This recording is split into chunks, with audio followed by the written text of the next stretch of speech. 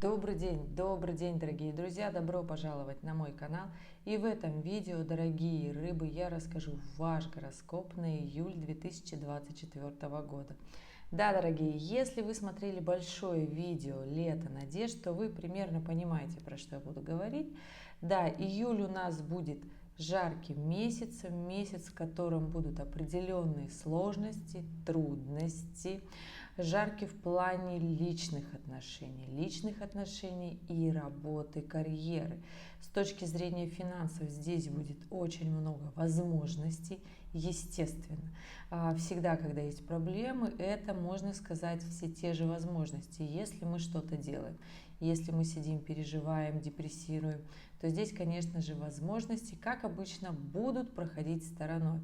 Ну что, мои дорогие, любимые, красивые, присаживайтесь поудобнее, будем разбираться, что же конкретно и мощно нас ждет в этом июле.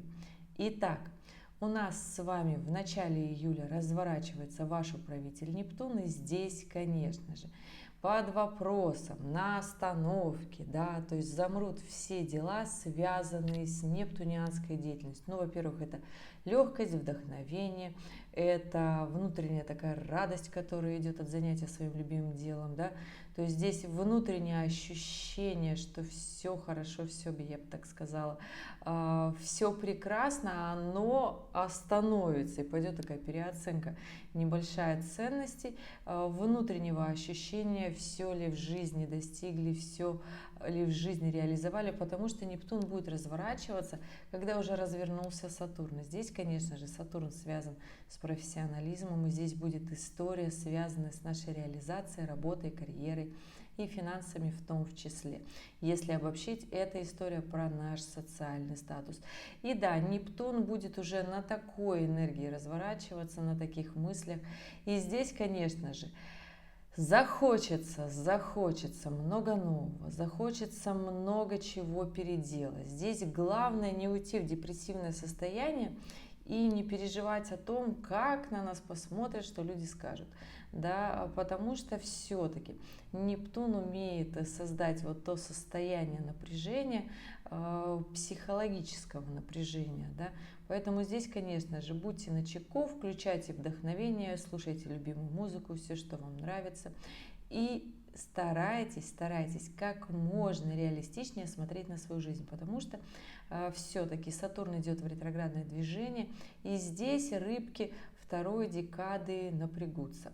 Да, не говорю про рыбок первой декады, потому что Сатурн не будет делать в ваших транзитных картах, вот если смотреть на общий гороскоп, да, не будет делать аспекты к вашему Солнцу натальному, а у рыб второй декады будет. Поэтому, да, дорогие, здесь, конечно же, время преодоления внутренних каких-то своих барьеров, кризисов в работе, в финансах, может быть, в отношениях в том числе, все, что связано с работой, с финансами. Поэтому здесь, конечно же, да.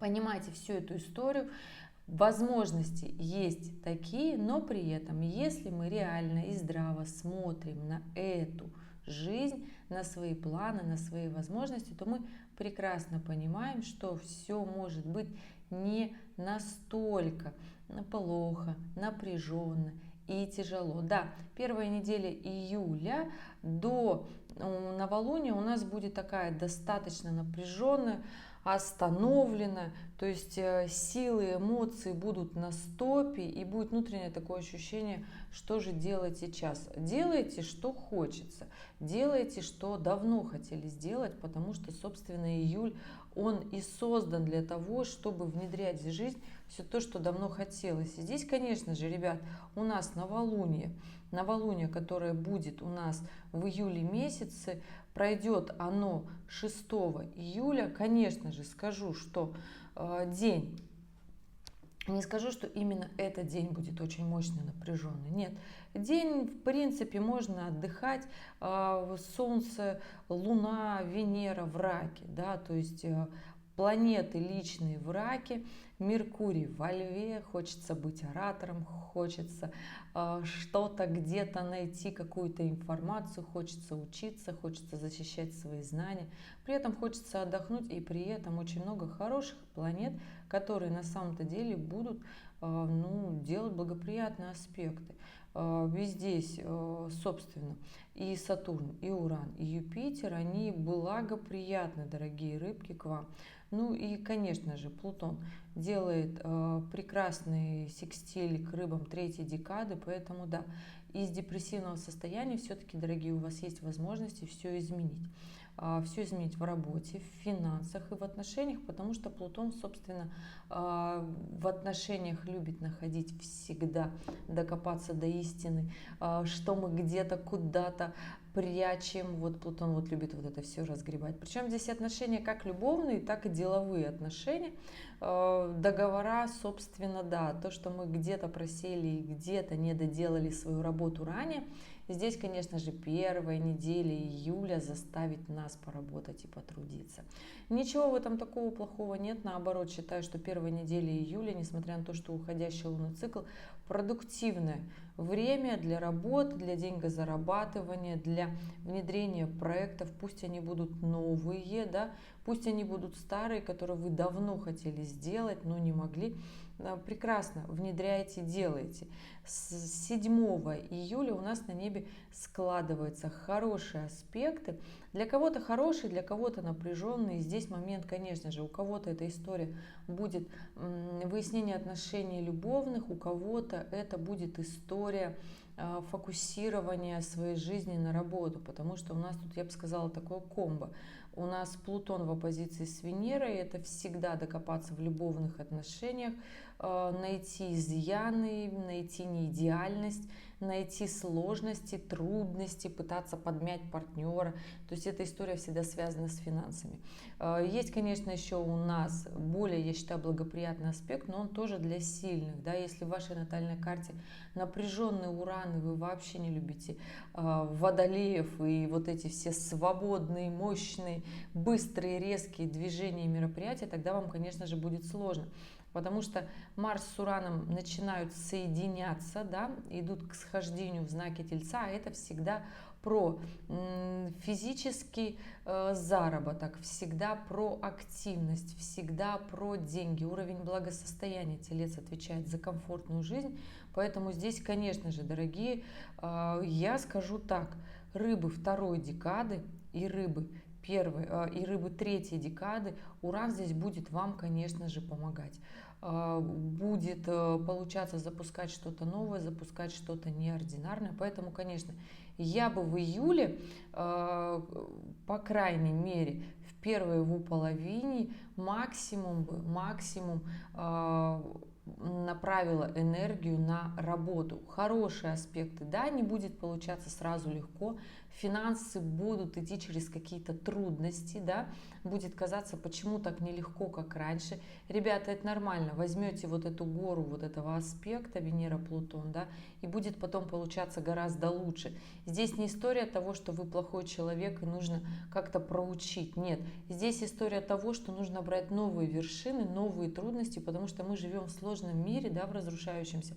И здесь, конечно же, история научиться брать вот эти сложные нагрузки, нагрузки повыше, которые вы никогда не брали, и понимать, что вам эта сила и энергия доступна, вы можете это делать, бояться не обязательно. Здесь просто нужно понимать, какую жизнь вы хотите прожить, какие у вас планы на свою жизнь, тем более у нас вчера было летнее солнцестояние, такое классное солнцестояние, сегодня полнолуние, нужно, конечно же, понимать, решить для себя, какую жизнь, работу, карьеру, личную жизнь и отношения вы хотите иметь. И это такой, знаете, момент, который очень важен. Мы редко об этом задумываемся, потому что в спешке, в беготне, да. И вот как раз-таки в июле у нас еще будет этот момент все расставить по своим местам, что мы как хотим сделать. Поэтому да, эти прекрасные аспекты начнут работать с 7 по 18 июля. И здесь, конечно же, какие могут быть вообще истории, да? Конечно же, на фоне вот этого напряжения могут быть, потому что аспекты непростые на самом-то деле, может быть напряжение, разрыв в личных отношениях, захочется наоборот свободы. Ну, то есть в зависимости от того, умеете ли вы со своим Ураном в натальной карте работать или нет. Если же нет, тогда, конечно, захочется свободы, сказать: я устала, я ухожу. Если же вы прекрасно владеете энергиями Урана, вам захочется внедрить что-то новое, вам захочется как-то покреативить, вам захочется даже встретиться с друзьями, обсудить какой-то проект. Подключайте связи, подключайте знакомых, потому что Уран это всегда про связи, про знакомства. Это всегда, когда нам не стыдно с друзьями поговорить, что-то сделать вместе, сообразить. То есть мы все-таки входим, ребята, в эру Водолея, и где все-таки связи и знакомства это очень важная история, поэтому какой вы являетесь партнер по жизни, да, какой вы человек, такие люди и будут притягиваться. Поэтому здесь не стесняйтесь своих интересов, да, не стесняйтесь своей работы, просто примите, что ваша работа это история вашей жизни, вам нравится этим заниматься, и подключайте, конечно же, друзей, потому что в июле Уран будет абсолютно благодушен к сообществам, к развитию, к новым проектам, проекту в группах. Поэтому вот эту историю ни в коем случае нельзя упускать. Либо же, если эта история не будет работать, значит будет работать другая история. Здесь, конечно же, Нептун у рыб третьей декады делает соединение к натальному Солнцу. Здесь, конечно же, депрессивное состояние. Можно как-то вот упасть в апатию такую, да, история, когда хочется ничего не делать, чтобы его пожалели, сказать, что не получилось. Ну, потому что энергия Урана это когда ты начинаешь что-то делаешь, оно даже если не получается, ты делаешь работу над ошибками, переделываешь и быстро запускаешь еще. А энергия Нептуна, если не получилось, ну все, значит не судьба. Ну такая немножко есть фатальность, поэтому, дорогие рыбки, здесь, конечно же, понимаете, что всегда есть выход из ситуации. Плутон же добавит энергии, добавить сил, да, придется контролировать много.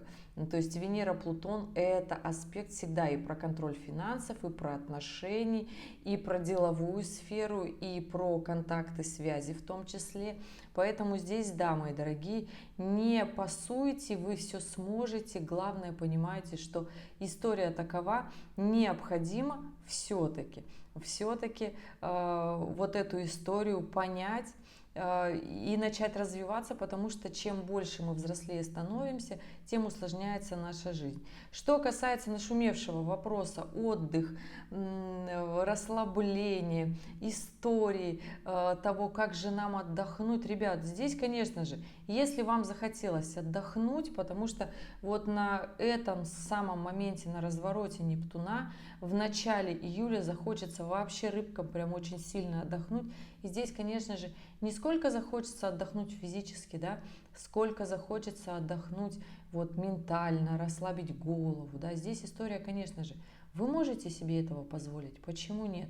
На напряженном, на соединении, да, напряженном аспекте Нептуна к Солнцу у рыб третьей декады, конечно же, захочется вот эту историю отдохнуть, расслабить. Отдыхайте, расслабляйтесь, особенно первая неделя июля, прекрасное время для отдыха, для того, что если вот ничего не идет, вот, ну не надо вот его напрягать, отдохните, расслабьтесь, посетите спа, сходите на плавание, повяльтесь на солнышке, просто отдохните, запаситесь энергией, потому что все-таки лето у нас будет не совсем стабильное по энергиям, и август будет сложнее гораздо.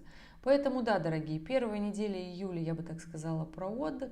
Вторая, третья неделя июля прекрасно подходит для работы, для проектов, для запуска всех этих историй, которые мы хотели давным-давно, потому что на небе очень много классных, гармоничных аспектов. И идем дальше. Идем дальше. У нас, конечно же, 21 июля у нас, дорогие, у нас с вами полнолуние. Это второе полнолуние в Козероге. Это лето. Да, и полнолуние будет не просто так, Луна будет в соединении с Плутоном. И здесь история, я бы сказала, сложноватая.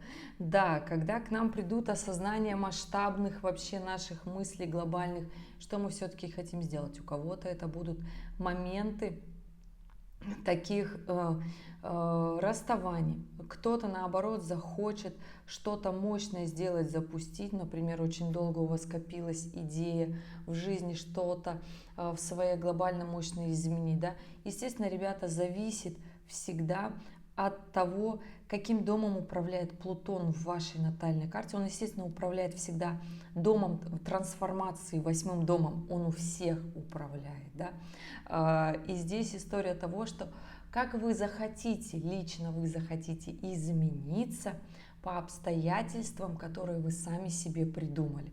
И здесь история, конечно, многие захотят большую высокую планку, многие захотят совершенно другой уровень жизни, да? Кто-то захочет новую свободную жизнь в том числе, да? Но здесь история того, что все, что вы начнете в полнолуние 21 июля, оно все равно будет с таким, знаете, с моментом получится. Аспекты, потому что на полнолуние они на самом-то деле классные, трины к Урану, к Марсу. Здесь история того, что да, любые действия, нечто новое, неординарное, оно будет идти и получаться. Поэтому внедряйте, конечно, не скажу вам сидеть на месте, переживать, делайте. Чем творчески, креативнее, душевнее будет ваш проект или дело, которым вы решите заняться, тем лучше будет для вас, и оно будет идти, залетит продуктивно, неожиданно, не так, как хотелось, а даже больше. То есть эффект и масштаб от этого будет классный, я бы сказала, и бояться этого не стоит.